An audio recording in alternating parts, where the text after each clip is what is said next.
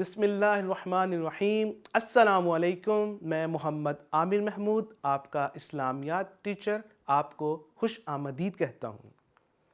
آج ہم آفاق کے پلیٹ فارم سے آفاق سن سیریز کی اسلامیات جماعت اول کا پہلا سبق شروع کریں گے۔ آج کے سبق میں ہم ناظرہ قرآن مجید سے سورۃ اللہب اور سورۃ الاخلاص کی تلاوت کریں گے۔ اگر آپ آج کا سبق غور سے سنتے ہیں تو آپ اس قابل ہو جائیں گے کہ سورۃ اللہب اور سورۃ الاخلاص کو درست تلفظ اور روانی کے ساتھ پڑھ سکیں۔ قرآنی قاعدے کے ذریعے سے تجوید کے قواعد جیسے درست مخارج کے ساتھ حروف کی اشکال اور اصوات، زیر، زبر، پیش، جزم اور باقی جو قواعد ہیں ان کو بھی سمجھ کر ان کی تلاوت کر سکیں گے۔ قرآن مجید کی تلاوت سے قبل قرآن مجید کے جو آداب ہیں ہم وہ جانتے ہیں۔ قرآن مجید اللہ تعالیٰ کا کلام ہے۔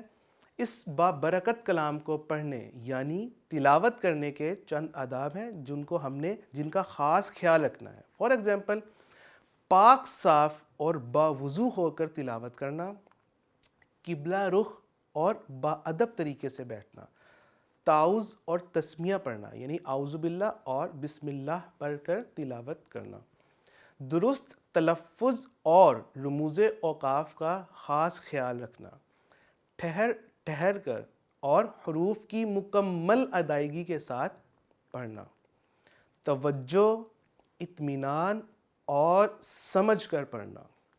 ناظرہ قرآن مجید ایک الگ سبجیکٹ بھی ہے آپ کا، یعنی کہ پورا اس کا الگ نصاب ہے جس کا پیریڈز بھی الگ ہیں اور اسی طریقے سے اس کی اسیسمنٹ یعنی کہ آپ کا امتحان بھی الگ ہے۔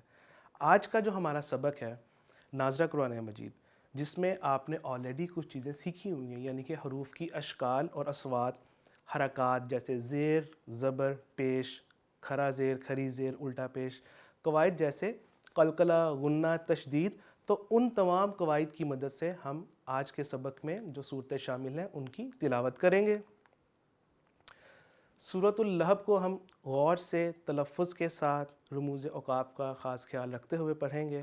آپ نے جیسے جیسے میں پڑھ رہا ہوں آپ نے غور سے اس کو سننا ہے، اور جن قواعد کا میں خاص خیال رکھ رہا ہوں اور جو میں آپ کو رموز اوقاف سے آگاہ کر رہا ہوں، آپ نے کوشش کرنا ہے کہ ان کو ذہن نشین رکھیں اور اسی کے مطابق آپ بھی تلاوت کرنے کی کوشش کریں۔ اعوذ باللہ من الشیطان الرجیم، بسم اللہ الرحمن الرحیم۔ تبت یدا، اب تبت میں با کے اوپر تشدید ہے تو یہاں پہ ہم تھوڑا ٹھہر کر پڑھیں گے۔ تبت یدا، اب آپ نے غور کیا کہ دال کے ساتھ جو الف حمزہ ہے اس پہ شد ہے، جس کی وجہ سے میں نے اس کو کھینچ کر پڑھا ہے، تو آپ نے بھی اس کو کھینچ کر پڑھنا ہے۔ تبت یدا ابی لہب، ابی لہب، واو پہ ایک جو قاعدہ لگ رہا ہے وہ ہے ادغام، یعنی کہ ادغام میں جو حروف یرملون میں سے واو آتا ہے تو اس پہ ہم ٹھہریں گے، اس پہ یعنی کہ اس کو آپ نے اس طریقے سے پڑھنا ہے، لہب، واو پہ تھوڑا آپ نے رکنا ہے، لہب وتب، اب میں نے اس کو وتب نہیں پڑھا بلکہ کیسے پڑھا ہے، وتب، اب آواز میری لوٹ رہی ہے، واپس آ رہی ہے، کیونکہ با پہ جو قاعدہ لگ رہا ہے وہ ہے قلقلہ، حروف قلقلہ، جو 5 حروف قلقلہ ہیں ان میں سے ایک با بھی ہے، تو یہاں پہ آپ نے اس کو اپنی آواز کو لوٹانا ہے، ریورس کرنا ہے، جیسے کہ وتب، وتب۔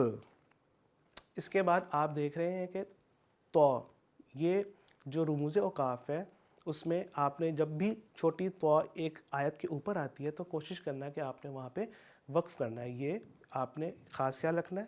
اگلی جو آیت ہے ما اغنا، اب ما کے اوپر مد ہے تو آپ نے اس کو کھینچ کر پڑھنا ہے۔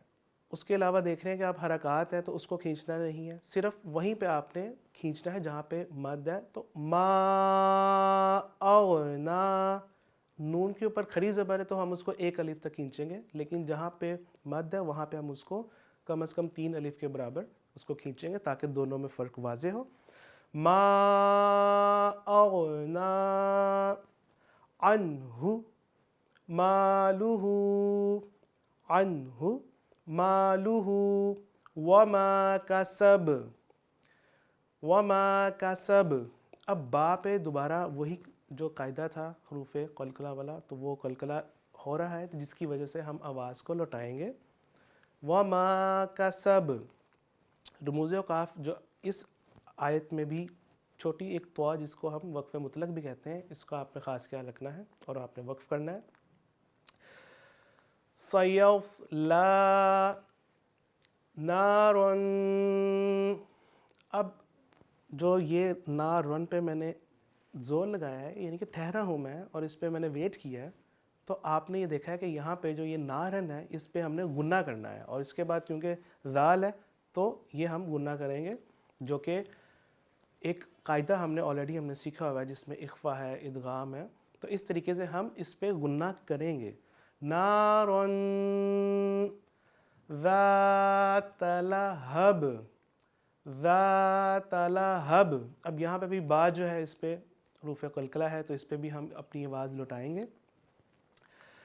वम्रअतुहु वम्रअतुहु हम्मालतल हतब हम्मालतल हतब। अब हम्मा के ऊपर तवा है, अगर आयत के दरमियान आ जाए ये जो तवा है यानी कि जो रमूज़ औक़ाफ़ है, तो हम उसको मिलाकर पढ़ सकते हैं। जब आयत के ऊपर आ जाए तो बेहतर ये है कि हम वहाँ पे वक्फ़ करें, यानी कि ठहर जाए, उसके बाद अगली आयत पढ़ें। और आपने देखा है कि हम्मालतल हतब। अब हतब पे भी कलकला, जो हम बा की आवाज़ जब हम निकालेंगे तो आवाज़ को अपनी रिवर्स करेंगे, यानी कि लौटाएंगे, ताकि कलकला जो है हमारा ये जो कायदा है इसकी दुरुस्त तरीके से अदायगी हो सके। और इसी के साथ एक और चीज़ के वक्फ़े जायज़ जो जीम है, आपने देखा है ये भी रमूज़ औक़ाफ़ है, यानी कि आप यहाँ पे ठहर भी सकते हैं और इसको मिलाकर भी पढ़ सकते हैं। ये आपने इस तरीके से इन आयात में हमने रमूज़ औक़ाफ़ और क़वाइद का ख़ास ख्याल रखा। इसी तरीके से हम जो हमारी अगली आयत है उसको मुकम्मल करेंगे। फ़ी जीदिहा हब्लुम हब्लुम। अब हब पे भी कलकला है, यानी कि आवाज़ लौटाएंगे हब्लुम। अब लाम के ऊपर आप देख रहे हैं तनवीन है और आगे मीम में शद है, तो हम इस पे भी गुन्ना करेंगे, जो कि हमारा कवायद है जिसके मुताबिक हमने गुन्ना करना है। मिम हब्लुम। इसी तरह आगे भी मिम मसद। दाल पे हम दोबारा अपनी आवाज़ को लौटाएंगे, क्योंकि दाल भी हरूफ कलकला, जो कौफ तो बा जीम दाल, तो वो जो दाल है ये भी हरूफ कलकला है जिस पे हम आवाज़ को लौटाएंगे। हब्लुम मिम मसद। और आपने देखा कि जब आयत मुकम्मल हुई उसके ऊपर जो एक दायरा होता है उसके ऊपर आइन होता है, जिसका मतलब है रुकू यहाँ पे मुकम्मल हुआ। अब आपने प्यारे बच्चों पूरी सूरत को रवानी के साथ इन कवायद का और रमूज़ औक़ाफ़ का ख़ास ख्याल रखते हुए इसकी तिलावत करनी है। आए अब हम दुरुस्त तलफ़्फ़ुज़ से सूरतुल इखलास की तिलावत करते हैं। आऊज़ु बिल्लाहि मिनश शैतानिर रजीम, बिस्मिल्लाहिर रहमानिर रहीम। क़ुल। अब यहाँ पे जो क़ौफ़ है, एक दो काफ़ है ना, एक नुक्ते वाला और एक बगैर नुक्ते वाला। तो जो नुक्ते वाला क़ौफ़ है ये हरूफ़ मुस्तालिया है, तो जिसको हम पुर पढ़ेंगे। जो 7 हरूफ़ मुस्तालिया हैं क़ौफ़ जिसमें आता है, तो हम इसको पुर यानी मोटा पढ़ेंगे क़ुल। आप कुल नहीं पढ़ेंगे बल्कि क़ुल। क़ुल हुवल्लाहु अहद। अब दाल पे भी हमने अपनी आवाज़ को लौटाना है क्योंकि ये कलकला है। क़ुल हुवल्लाहु अहद। और कोशिश करनी कि हा जो है इस हा को आपने हलक से पढ़ना है। दो है ना हा, तो ये जो पहले आता है हा, इसको आपने हलक से पढ़ना है। अहद, जैसे हवा निकालते हैं ना हम, सांस निकालते। अहद। अल्लाहु समद। अब यहाँ पे भी कलकला दाल की आवाज़ लौटानी है। अल्लाहु समद। और स्वाद को आपने पुर पढ़ना है, ये भी हरूफ मुस्तालिया है। स्वामद, सीन नहीं, समद नहीं, स्वामद। लम यालिद। लम यालिद दाल पे कलकला और आपने देखा इस पे लाम है, यानी कि वक्फ़े लाजिम है। اگر آیت کے درمیان ہے تو آپ اس کو ملا کے پڑھیں، اور اگر آیت کے علاوہ ہے تو اس میں جائز بھی ہے، اور اس میں آپ کو دونوں طریقے سے پڑھ سکتے ہیں، ملا کے بھی اور بغیر ملائے بھی۔ اسی طریقے سے جیم وقف جائز ہم نے پچھلی صورت میں بھی پڑھا کہ آپ یہاں پہ وقف کر سکتے ہیں اور ملا کر بھی پڑھ سکتے ہیں، لیکن بہتر ہے کہ آپ وقف کر کے پڑھیں۔ اور اس کے بعد جو ہم اگلی آیت ہے ہماری اس کا حصہ وَلَمْ یولد، دال پہ پھر وہی بات کہ ہم نے قلقلہ کرنا ہے کیونکہ یہ دال حروف قلقلہ میں شامل ہے۔ وَلَمْ یولد وَلَمْ یَکُن لَہُ وَلَمْ یَکُن لَہُ۔